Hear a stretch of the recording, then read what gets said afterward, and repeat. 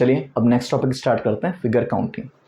इसमें सबसे पहले आती है लाइन काउंटिंग, कि हम लाइन काउंट करना सीखे पहले। तो मैं एक शेप बना रहा हूँ और उसमें अपन काउंट करेंगे नंबर ऑफ लाइंस हैं कितनी शेप में, ठीक है। तो थोड़ा सा देखिए मैं क्या शेप बना रहा हूँ।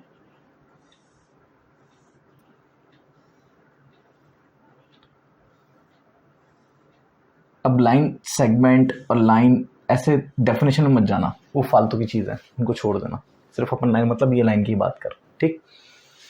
अब मैं क्या करूँगा, जब भी कोई शेप आएगी उसमें अगर मुझे नंबर ऑफ लाइंस काउंट करनी है तो मैं लाइंस को 4 पार्ट्स में डिवाइड करूँगा। कौन कौन से? हॉरिजॉन्टल लाइंस,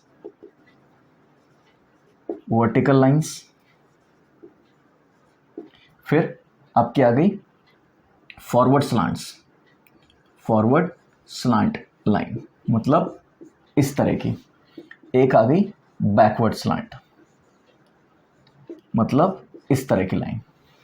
तो 4 टाइप की लाइन हो सकती है, हॉरिजॉन्टल, वर्टिकल, फॉरवर्ड स्लांट या बैकवर्ड स्लांट, ठीक। तो यहाँ पे काउंट करते हैं हॉरिजॉन्टल लाइंस हैं कितनी अपने पास, 1 2 3।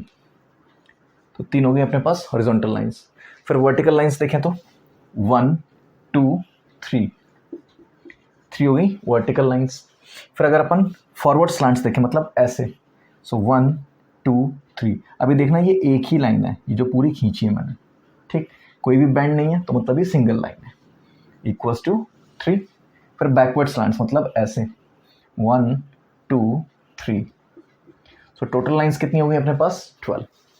अब कई बार आप गलती करते हो, आप एक एक लाइन काउंट करने जाते हो, उससे बेटर ये तरीका है, आप 4 सेक्शंस में डिवाइड कर दो, horizontal, vertical, forward slant, backward slant, और काउंट कर लो कौन सी कितनी है। अब जैसे कई बार क्वेश्चन ऐसा आ जाता है, ये एक शेप बनी और ये हल्का सा टिल्ट कर दिया, तो आपको शेप देख के समझ में आना चाहिए लाइन सीधी है कि टेढ़ी है। अगर मैंने लाइन इस तरह से ज्वाइन करी है, ये एकदम सीधी दिख रही है तो ये एक ही लाइन काउंट होगी, ये 2 लाइन काउंट नहीं होगी। अगर हल्का सा मैंने इसको टिल्ट कर दिया, हल्का सा, बिल्कुल देखना यहाँ से, अब ये हल्का सा टिल्टेड है तो ये सेम लाइन नहीं है, 2 अलग अलग लाइन काउंट होगी। तो इसको आपको इमेज देख के ही काम करना पड़ेगा, इसका कोई और सोल्यूशन नहीं है।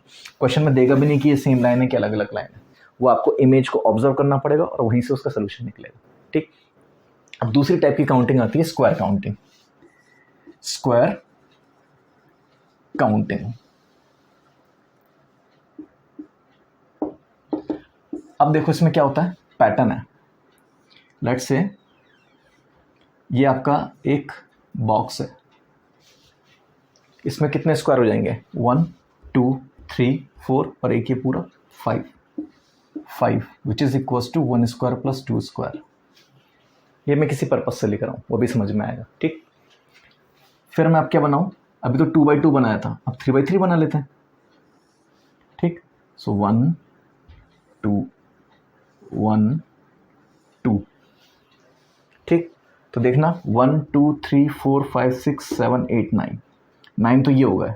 फिर 1 2 3 एंड 4 और ये 5, तो ये टोटल आ गए 14 which is 1 square plus 2 square plus 3 square.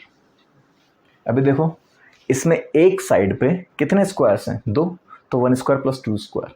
इसमें एक साइड पे कितने स्क्वायर है, 1 2 3, तो 1 square plus 2 square plus 3 square. अगर एक साइड पे n आ जाए ऐसे, अगर एक साइड पे n स्क्वायर आ जाए तब क्या करोगे, यहाँ पे टोटल n स्क्वायर्स हैं, तो मतलब 1 square plus 2 square plus 3 square, कहाँ तक करोगे ये, n स्क्वायर तक। तो इसको क्या कह सकते हैं, सम ऑफ n स्क्वायर, ठीक। Means sum of n square कितना होता है, sum of n square is equals to n into n plus 1 into 2n plus 1 by 6, ये होता है अपना सम ऑफ n स्क्वायर। तो आप अगर ऐसे प्रॉपर शेप आ रही है तो ही ये फॉर्मूला एप्लीकेबल है, अगर प्रॉपर शेप नहीं आ रही है तो ये एप्लीकेबल नहीं है। फिर वहाँ पे लगाना मत, क्योंकि वहाँ पे आंसर ही नहीं आएगा, कि आपके बॉक्स प्रॉपर ग्रिड डिज़ाइन होनी चाहिए। अगर ये प्रॉपर ग्रिड डिज़ाइन नहीं है तो ये फॉर्मूला एप्लीकेबल नहीं होगा। और अगर ग्रिड आ गई n/n की, n क्रॉस n की आ गई, तो नंबर ऑफ स्क्वायर्स कितने होंगे, n into n plus 1 into 2n plus 1 by 6। तो फॉर्मूले में n रख देना, अगर 10x10 की ग्रिड है, 12x12 की ग्रिड है, तो सीधा सीधा आंसर आ जाएगा अपना। ठीक है, अब एक सवाल बताता हूँ जिसमें आपका ये पैटर्न फॉलो नहीं हो रहा है। अब देखिए सवाल, इसमें कोई पर्टिकुलर पैटर्न नहीं है, तो हम क्या करेंगे, इस तरह से मैं ज्वाइन कर देता हूँ। जो डॉटेड लाइन है वो मेरी लाइन अवेलेबल नहीं है, उसका मैं ध्यान रखूँगा। ठीक है, बस इसलिए ताकि आपको ये दिखा सकूँ।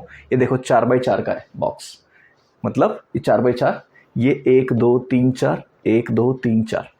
तो अगर टोटल नंबर ऑफ स्क्वायर्स अगर ये सारे कनेक्टेड होते हैं तो कितना होता, 4 स्क्वायर तक का सम, तो वो कितना आ जाता अपना, करीबन करीबन हाँ 30 आ जाता वो अपना। ठीक, पर यहाँ पे अब वो कंप्लीट नहीं है, तो हम क्या करेंगे, दो की एक तरीका यूज़ करो कि हमारे पास इंडिविजुअल देख लेते हैं कितने, 1x1 के कितने हैं, 2x2 के कितने हैं, 3x3 के कितने हैं, 4x4 के कितने हैं।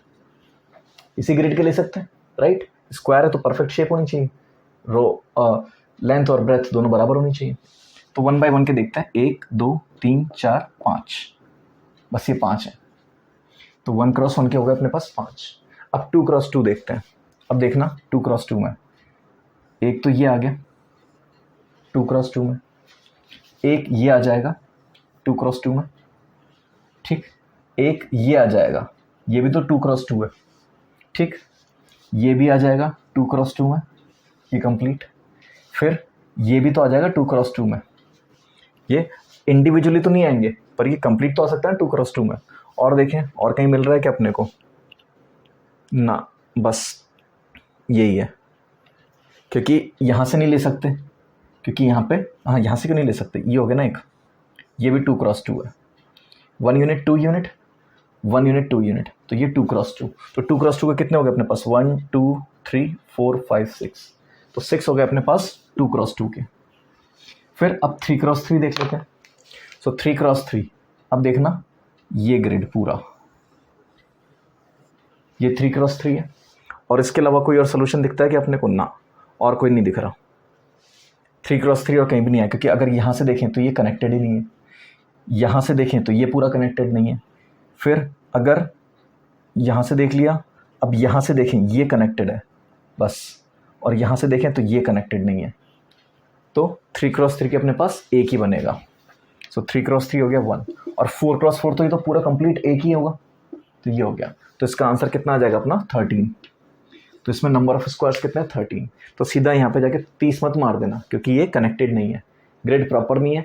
तो ग्रिड प्रॉपर बनाने के लिए अपन ने क्या किया, सिंगल डॉटेड लाइन से कनेक्ट कर दिया, ताकि अपने को दिखे ये परफेक्ट स्क्वायर्स हैं, और कोई पर्पस नहीं है, कंप्लीट नहीं करना अपने को, बस अपने को देखना है हाँ ये स्क्वायर्स बन रहे हैं। फिर उसके हिसाब से देख लिए 1x1 के कितने होंगे, 2x2 के कितने होंगे, 3x3 4x4, सारे चेक कर लिए और फाइनल आंसर मार्क कर दिया। ठीक, तो स्क्वायर काउंटिंग में सिर्फ या तो प्रॉपर शेप आएंगी या फिर कुछ इस तरह की शेप आ जाएगी, पर करना वैसे ही है काउंट, कि अपन एक एक करके करें या फिर पूरा ग्रिड के साथ करें। ठीक है, आगे चल। अब इसमें थर्ड टॉपिक आता है रेक्टेंगल काउंटिंग। लेट्स से अपने पास कोई एक ग्रिड है रेक्टेंगल की, ठीक, ग्रिड मतलब लाइंस मान लो, बहुत सारी लाइंस हैं, ठीक। अभी मैं इतनी ही बना रहा हूँ, बाद में देखते हैं हम क्या करते हैं इसके लिए, ठीक है। तो लेट्स से मेरे पास H हॉरिजॉन्टल लाइंस है, किसी भी शेप में H हॉरिजॉन्टल लाइंस है, एंड V वर्टिकल लाइंस है। ले सकते हैं ना, XY की जगह MN की जगह मैं H को H ही लेता हूँ और V को V लेता हूँ, शॉर्टकट है, तो आपको पता होगा ना, H is horizontal, V is vertical, ठीक है। तो इसमें नंबर ऑफ रेक्टेंगल्स वो कितने होंगे, V into V minus 1 by 2 into H minus 1 by 2। These many rectangles will be in this grid. तो ये प्रॉपर शेप होनी चाहिए, अगर कुछ भी बीच में गड़बड़ हो जाए तो ये फॉर्मूला एप्लीकेबल नहीं होगा, ठीक। तो पहले इसके लिए सॉल्व कर लेते हैं, हॉरिजॉन्टल लाइंस काउंट करते हैं पहले, 1 2 3 4 5 6 7, तो H तो आ गया मेरा 7। V देख लेते हैं, 1 2 3 4 5 6, V आ गया मेरा 6, ठीक। रख देते हैं number of rectangles will be 6 into 5 by 2 into 7 into 6 by 2, तो ये आ जाएगा 15, ये आ जाएगा 21, तो ये आ गया टोटल 315। तो इस ग्रिड में 315 रेक्टेंगल होंगे, कहाँ काउंट करने जाते हैं, इसलिए हमें ये फॉर्मूले की ज़रूरत पड़ेगी, ठीक है। ये चीज़ समझ में, फिर से वही चीज़ कि ये तभी एप्लीकेबल है जब अपने पास एक प्रॉपर ग्रिड हो। अगर प्रॉपर ग्रिड नहीं हो तब क्या करेंगे, तो आओ उसका भी एक एग्जांपल देख लेते हैं। देखिए अपने पास ये एग्जांपल है, इसमें क्या करना है, नंबर ऑफ रेक्टेंगल्स काउंट करना है। तो अपने पास रीजन देखो कौन कौन से, 1 2 3 4 5 6 7 8 9 10 रीजन है टोटल। ठीक, मैं क्या करूँ, 1 रीजन वाले काउंट कर लूँ पहले। ठीक, 1 2 3 4 5 6 7 8 9 10, तो 10 तो हो गए मेरे पास जिसका सिंगल रीजन है। अब डबल रीजन मतलब 2 बॉक्स काउंट करने वाले, उनको देख लेते हैं। 1 2 3 4, 4 तो ये हो गए। 5 6 7, 5 ये 2 हो गए, 6 ये 2 हो गए, 7 ये 2 हो गए, और ये 8, तो 8 हो गए 2 रीजन वाले। और तो कुछ नहीं बचे, हाँ नहीं है। तो ऐसे रेक्टेंगल्स जो 2 रीजन कन्फाइंड कर रहे हो, तो वो कितने हो गए अपने 8। 3 वाले देख लेते हैं, 3 रीजन वाले। ठीक, ये देखना, ये पूरा 2 इधर और 1 इधर, 3 हो गए। फिर इसके बाद ये देखना, इसको कंप्लीट किया मैंने, ये 3 वाला, ये कंप्लीट सेट। फिर दूसरा ये कंप्लीट सेट, 3 रीजन काउंट होगा इसमें। सो 1 2 3 और 1 ये हो जाएगा 3 रीजन, जैसे इधर बना वैसे इधर बनेगा। तो अपने पास 3 रीजन के कितने हो गए, 4। अब 4 रीजन वाले देख लेते हैं। एक तो ये बनेगा और एक ये कंप्लीट बनेगा, इसके अलावा और कोई नहीं है पॉसिबिलिटी। तो 4 रीजन वाले हो गए 2। 5 रीजन वाला भी मुझे एक दिख रहा है, ये वाला पूरा 2 2 4 और 1 5। और कोई है क्या 5 रीजन वाला, ना, मैक्सिमम 4 वाले ही है। ठीक है, इधर तो 5 रीजन वाला एक मिल गया। तो इन सब का टोटल करेंगे तो कितना आ गया, 25। तो इस शेप में 25 रेक्टेंगल्स हैं। ठीक है, तो इस तरह से करोगे तो आपको आसानी रहेगी देखने में, आप ट्रैक भी कर पाओगे कि भाई एक एक रीजन देख लिया, 2 2 रीजन देख लिया, तो उसमें आप आराम से देख सकते हो कि हाँ भाई हमने कौन कौन से काउंट कर लिए। ठीक है, आगे चलते हैं।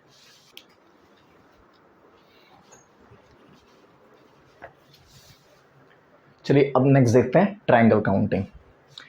इस शेप में 3 ट्राइंगल्स हैं, 1 2 एंड कंप्लीट 3। तो ये फिक्स है, इसको याद रखना है। ठीक, इस शेप में 8 ट्राइंगल्स हैं, 1 2 3 4, फिर ये 5, फिर ये 6, देखना 5 6, फिर 7 और 8, ये हो गए 8। तो इस शेप में हो गए 8 ट्राइंगल्स, इसमें हो गए 3 ट्राइंगल्स। अब ऐसी 2 बैक टू बैक लगा दी, ऐसी 2 बैक टू बैक लगा दी, तो 8 इसके 16, फिर एक ये और एक ये, तो इसमें कितनी हो गई 18। अब देखिए अगर 2 बैक टू बैक लगा दी, ये वाली और ये वाली, ठीक, तो इसमें 18 है, इसमें 18 है।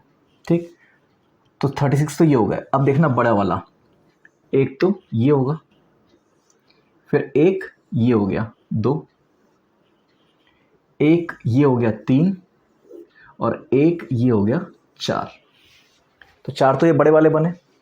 और कौन कौन से बनेंगे, देखना हमने 18 इधर के काउंट कर लिए। अब देखना एक ये बनेगा और एक ये बनेगा, ऐसे ही एक ये बनेगा और एक ये बनेगा, तो 8 और आ गए। तो 36 + 8 44। तो इस शेप में हमेशा कितने होंगे ट्रायंगल्स, 44। ठीक, अब इस शेप को देखना, इसमें और इस शेप में क्या फ़र्क है, इसमें क्रॉस एरो और डाल दिया मैंने। ये 4 लाइंस थी, ये 2 लाइंस थी, 2 लाइंस और ऐड कर दी, परपेंडिकुलर और हॉरिजॉन्टल। ठीक, तो इस शेप में होते हैं 16 ट्राइंगल्स। देखना 1 2 3 4 5 6 7 8। अब ऐसे काउंट करने से टाइम खराब होगा, मैं इस शेप को यूज़ करने वाला हूँ। इस शेप में कितने होंगे, 3 3 3 3, 4 शेप हो गई 12। फिर 4 बड़े वाले हो जाएंगे, 1 2 सेम बेस पे, फिर 3, फिर 4। ठीक, तो 16 हो गए इस शेप में। अब ये 2 बैक टू बैक लग जाएंगी, तो 16 इसके 32, फिर एक ये और एक ये 34। और कोई रहता है जो हमने मिस किया, हाँ देखना ये वाला ट्रायंगल, ये तो पूरा ले लिया, ये वाला ट्रायंगल रह गया अभी, ये वाला और ये वाला ट्रायंगल, तो 36। टोटल इसमें होंगे 36। ठीक है, आई होप ये समझ में आया होगा आपको, ये चीज़ क्लियर है। क्योंकि यहाँ पे वो शेप बन ही नहीं रही थी, देखना ये ट्रायंगल बनेगा कैसे, यहाँ पे तो लाइन ही नहीं ना ज्वाइन नहीं कर रही, इसलिए यहाँ पे वो एक्स्ट्रा शेप बन रही है दो। तो इसमें होंगे टोटल ट्रायंगल्स 36। चाहो तो उसी तरीके से कर सकते हो 3-3 करके। ठीक, तो ये कुछ पर्टिकुलर शेप्स हैं जिनमें इतने ट्रायंगल होते हैं। फिर इस शेप में आते हैं, इसमें ये सिमेट्री होनी चाहिए, ये सिमेट्रिकल होना चाहिए, कहीं भी शेप बिगड़ी तो पैटर्न फॉलो नहीं करेगा। तो इसमें नंबर ऑफ ट्रायंगल्स होते हैं n into n+2 into 2n+1 by 8, where n is number of triangles at base। ये वाले 1 2 3 4 ये वाले ट्रायंगल्स हैं जो बेस पे बन रहे हैं। तो यहाँ पे n कितना हो गया 4, तो यहाँ पे n की वैल्यू अगर रखें 4 इंटू 6 इंटू 9 अपॉन 8, तो ये कितना आ जाएगा 27। तो अगर ऐसे 10 आ जाए नीचे बेस में, पर ये पैटर्न ग्रिड फॉलो होना चाहिए तभी होगा। ठीक, एक पैटर्न और है जो हम बहुत जगह यूज करते हैं, ये वाला पैटर्न। ठीक, इसमें बहुत सारे मैंने ऐसे लाइंस खींच दी।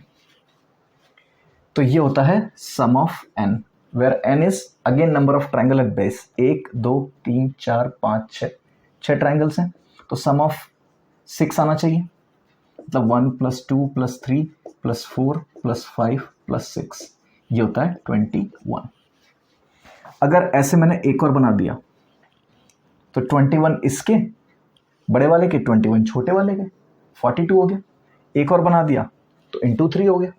ठीक है, ये चीज़ समझ में आई कि अपन ने बेसिकली क्या किया, एक तो ये बना दिया, यहाँ से तो कोई ट्रायंगल नहीं बनने वाला ना, ये तो नहीं बनेगा ट्रायंगल, तो यही बनेगा, या तो ये बनेगा या फिर ये बड़ा वाला बनेगा या उससे बड़ा वाला बनेगा।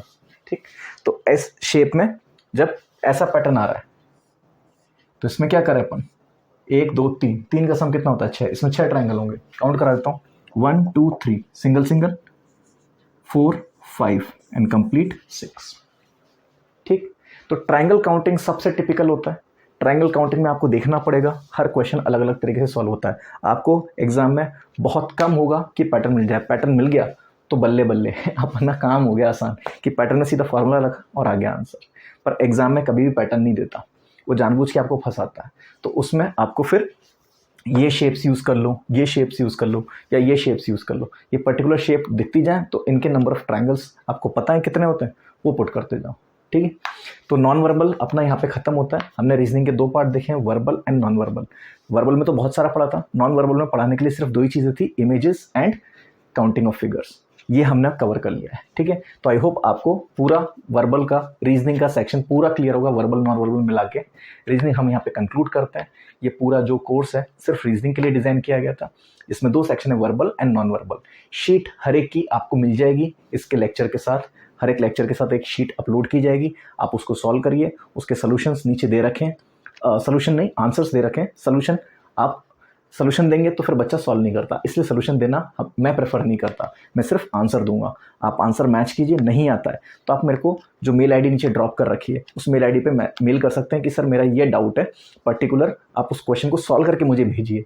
डायरेक्ट मत पूछिए सर ये डाउट है, मैं एंटरटेन नहीं करूँगा ऐसे डाउट्स। आप इमेज खींचिए जो आपने सोल्यूशन निकाला है, उसको मेरे पास भेजिए कि सर हमने ये तरीके लगा लिए, ये सारी चीज़ें सोच ली, पर हमसे ये सॉल्व नहीं हो रहा है, तो मैं आपको तरीका बता दूंगा। ठीक है, तो मैं आशा करता हूँ आपको रीजनिंग अच्छे से समझ में आई होगी। एक बार दोबारा ब्रशअप करना है तो एक बार पूरे वीडियोस दोबारा देखिए और प्रैक्टिस कीजिए। ठीक है, थैंक यू।